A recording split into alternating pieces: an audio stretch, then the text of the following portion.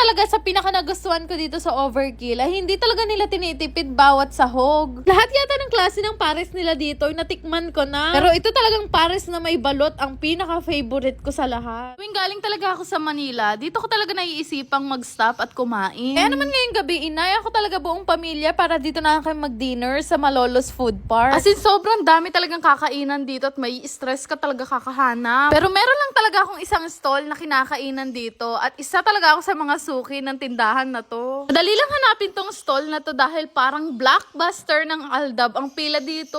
Ito nga pala yung Pares Overkill. Alam nyo ba na hindi ako kumakain ng pares kapag hindi galing dito sa Overkill? Kaya naman kahit gaano pa kahaba yung pila na yan, pinipilahan ko talaga makabili lang ng pares. Ay, nakaka-addict dahil yung pares talaga nila walang kapares. Dahil kahit gaano pa kahaba yung pila, worth it naman lahat yan kapag ka nakabili ka na ng pares nila. Kaya naman sa mga hindi pa kumakain dyan o naghahapunan, ayoko sana kayong gutumin pero gusto ko lang ipakita sa inyo kung gaano kadami yung sahog nila dito. Kaya naman pala to pinipilahan at binabalik-balikan. Grabe yung amoy pa lang, sobrang sarap na. Halos wala nang makainan dito dahil sobrang puno dahil ang dami talagang nakapila. Kasi dagdag mo pa itong kanin nila, naggaganahan ka talagang kumain sa sarap. Ang isa pa sa nakakatuwa dito sa Overkill ay napakabibilis gumalaw nila kuya. Kung mommy lover ka talaga, sure na sure ako na magugustuhan mo yung mommy nila dito. Isa pa sa mga napansin ko dito sa Overkill, yung mga sahog nila talaga namang fresh at malulutong. One time talaga, meron talaga akong nakainan na isang paresan na yung mga sahog nila ay malalansa kaya nagkaroon talaga ako ng trust issues. Pero ibahin mo tong Overkill pares. The best talaga tong chicharong bulaklak nila dito lalo na kapag hinalo mo na sa pares. Dahil nga palagi akong kumakain dito, nakilala na nga ako nila kuya. Madalas ko pa naman kumain dito siguro inaabot ng 3 beses sa isang linggo. Kasi talaga sa pinaka nagustuhan ko dito sa Overkill ay hindi talaga nila tinitipid bawat sahog. Lahat yata ng klase ng pares nila dito ay natikman ko na. Pero ito talagang pares na may balot ang pinaka-favorite ko sa lahat. Pero hinay-hinay lang tayo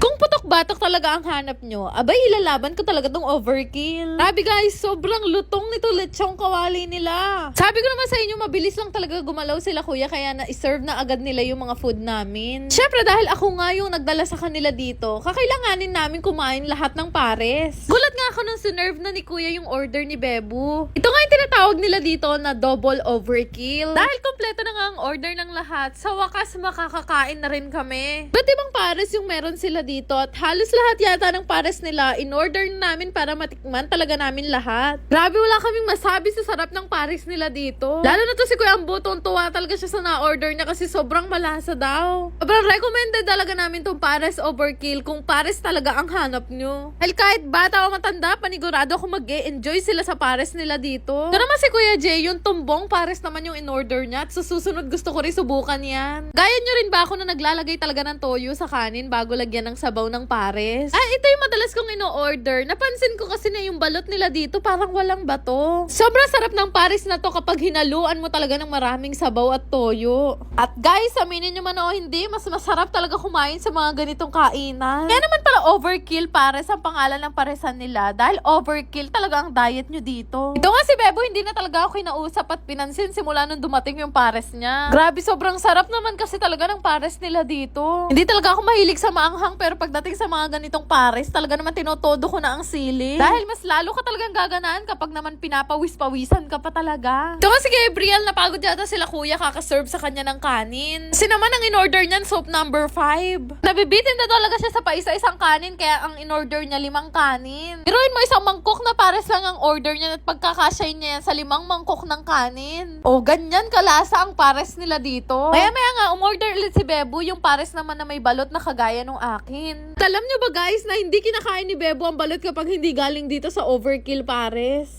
Pawis na rin yan pero tuloy pa rin sa pagkain. Gabi talaga namin naisipang pumunta dito para hindi masyadong mainit at saktong-sakto lang yung weather para sa pares. Kaya naman itag nyo na yung buong pamilya nyo at mga barkada nyo at magpares na rin kayo dito sa Pares Overkill. Gulat nga sa akin si Bebo kasi first time ko lang talaga sumimot ng pagkain. Noong mga time na yan, gusto ko pa talagang umuwi ulit, kaya lang hinahinay lang dahil nakakadalawang balot na ako ngayong gabi. Dahil nga wala na akong pagkain, buti na lang hindi pa tapos si Bebo, kaya nakapagpasubo pa ako sa kanya. Kakayaan na nga lahat na umuwi dahil anong oras na rin. Pero ito si Gabriel, umorder pa ng isa pang kanin. Dating talaga sa mga ganitong kainan, to si Bebo at si Gabriel ang panalo. Grabe guys, simut sarap talaga dito sa Pares Overkill. At kahit anong oras na, ang dami pa rin talagang nakapila. At sure naman ako na hindi talaga kayo magsisisi kapag kumain kayo dito sa Pares Overkill. Nung matapos na kaming kumain at marami pang gustong kumain, nagbayad na rin kami para makauwi na din kami. Salamat po, sir. Salamat po sa inyo.